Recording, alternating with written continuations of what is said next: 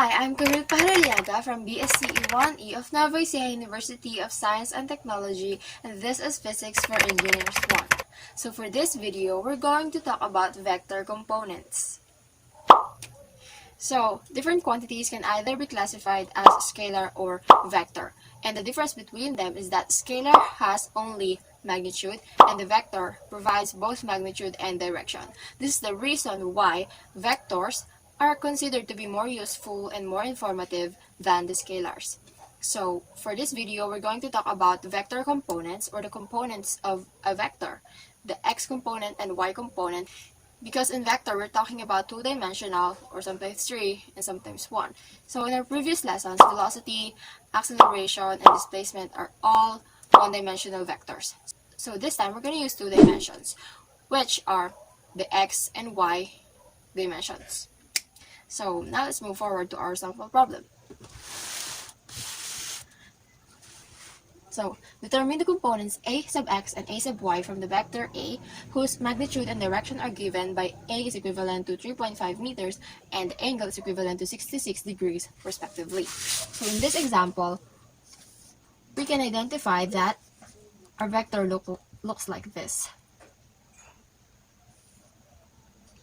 Let's say this is 66 degrees and this is our vector A, where A is equivalent to 3.5 meters and theta is equivalent to 66 degrees. So, as we can see, this is our illustration for this problem. And we can identify the x and y components by creating a triangle.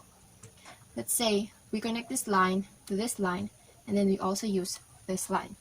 In triangles, we consider the opposite side as the opposite side, which is opposite to the angle. So, this is our opposite side. And the adjacent one, or the one that is connected to the angle, is the adjacent. And since the opposite is parallel to the y-axis, this is our y-axis and this is our x-axis. Since it is parallel to the y-axis, this opposite is our a sub y. And since adjacent is in the x-axis, this is our a sub x. So given these values, we can now identify what's missing in the problem. However, we also need to identify first what we're going to do, or what formula will be used in solving for the x and y components of vector A. So in magnitude, we have a formula of A is equivalent to square root of a sub x squared plus a sub y squared. And this is related to the Pythagorean theorem.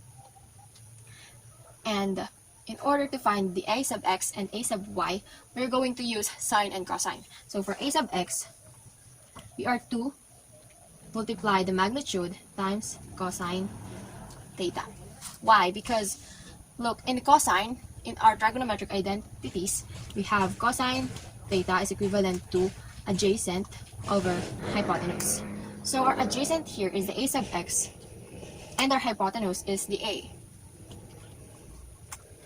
And since we're finding for the a sub x, we are going to separate that from the values. And we just have to cross multiply in order to get that, and we will have a cosine theta is equivalent to a sub x. So this is our formula in finding the a sub x. And for the a sub y, or the y component, we have a sine theta. Similarly, sine is equivalent to opposite over hypotenuse. So our opposite here is the a sub y, and our hypotenuse is the a, or the magnitude. So we're just going to follow these steps, and we will have a sub y is equivalent to a sine theta. So that's it. So we can now find our x and y components using these formulas. So for our a sub x, we have a cosine theta. Our a is equivalent to 3.5 meters here, and then cosine 66 degrees. And we have 1.40 meters. That is our x component. And on the other hand, for the y component, a sine theta, 3.5 meters, sine 66 degrees. That's equivalent to 3.20 meters. That's our a sub y. So our x component is equivalent to 1.40 meters, and our y component is equivalent to 3.20 meters. So that's the end of my presentation. Thank you so much for watching.